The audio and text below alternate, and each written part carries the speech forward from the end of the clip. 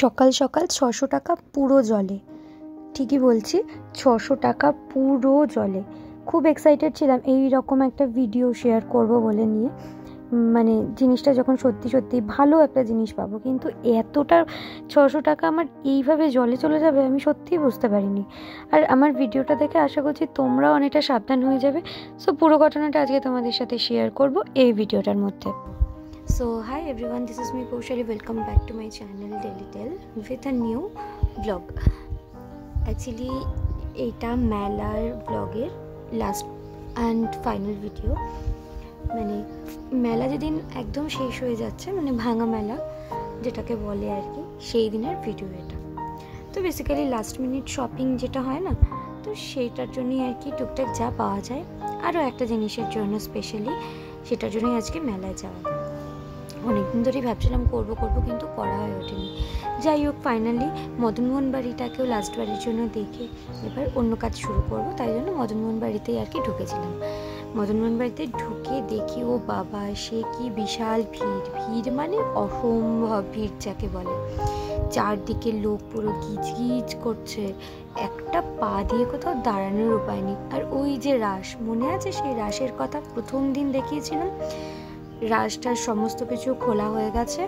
আর এখানে পুতুনাই শুধু বসেছিল একা একা, রাস সমস্ত কিছু খোলা হয়ে গেছে। আর এক্সিবিশন যেগুলো ছিল এই সাইডে, ওগুলো নিয়ে যাওয়া হয়েছে অলমোস্ট।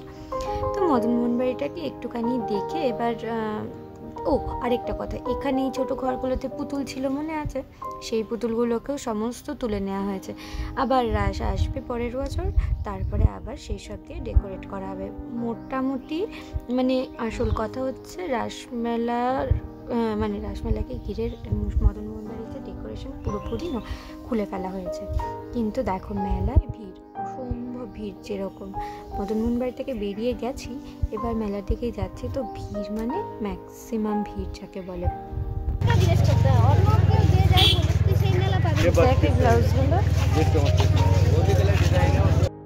মন্দিরের ওই এরিয়াটাতে, মানে মন্দির সংলগ্ন যে এরিয়াটা স্পেসিফিক, সেই জায়গাটাতে মোটামুটি ঠাকুরের এই দোকানগুলোই বেশি বসে। প্রতি বছরই, এটা নতুন কিছু না। তো সব দোকানগুলোই মোটামুটি ওপেন একটা করে দেওয়া হয়েছে, যেহেতু আজকে শেষ, রাত 12টার পরে লাইট ফাইট সব কেটে দেওয়া হবে।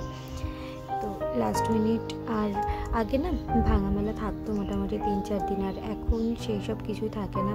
যেদিন শেষ মানে সেই দিনই শেষ, পরের দিনই উঠে যেতে হয়, মানে একটা কিচ্ছু পাওয়া যায় না।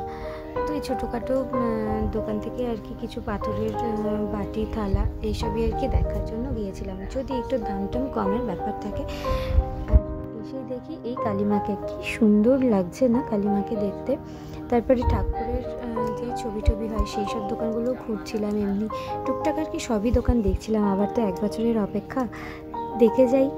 আর মেলা সব থেকে ভালো জিনিস যেটা হচ্ছে, 5 টাকা, 10 টাকা, 20 টাকা, 30 টাকা, 50 টাকারই দোকানগুলো, সমস্ত রকম প্রয়োজনীয় জিনিসপত্র যেগুলো মেলা ছাড়া অন্য সময় কিন্তু সত্যি পাওয়া যায় না। এই টুকটাক চারদিকে যা জিনিস অল্প কিছু নিয়ে এবার আবার সেই ফুড জোন, মনে আছে সেই ফুড জোন যেখান থেকে খাবার টাবার নিয়েছিলাম, কিনেছিলাম, খেয়েছিলাম, সেই প্রথমের ভিডিও, সেই ফুড জোনে আবার চলে এসেছি।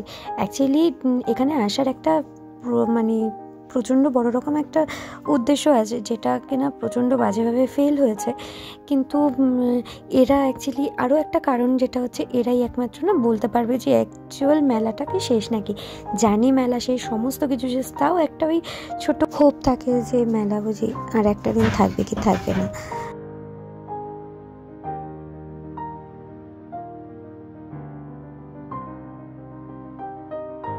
অনেকক্ষণ ধরে রোদে হাঁটছি, এবার একটু গরমও লাগছে। আর সামনে আইসক্রিমের দোকান দেখে সে লোককে আর সামলানো যায়, তো একটা আইসক্রিম নিলাম আর কি।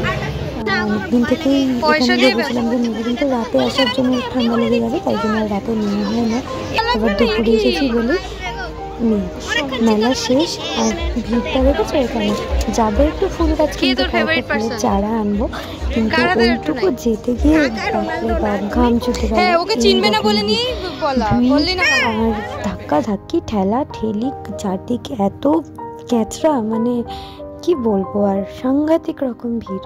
আর চারদিকটা দেখো, কোনো জায়গা খালি নেই, যে কোনো জায়গায় যে একটু লোক খালি দাঁড়িয়ে আছে সেটা না, কেউ কিছু না কিছু করছেই, সবাই মানে মানে এতটা ভিড় যে কোথাও একটা জায়গায় দাঁড়িয়ে ভিড় করছে সেটা না, সব ভিড়। আর চারদিকটা দেখো কীরকম দোকান টোকান সমস্ত কিছু খোলা হয়ে গেছে।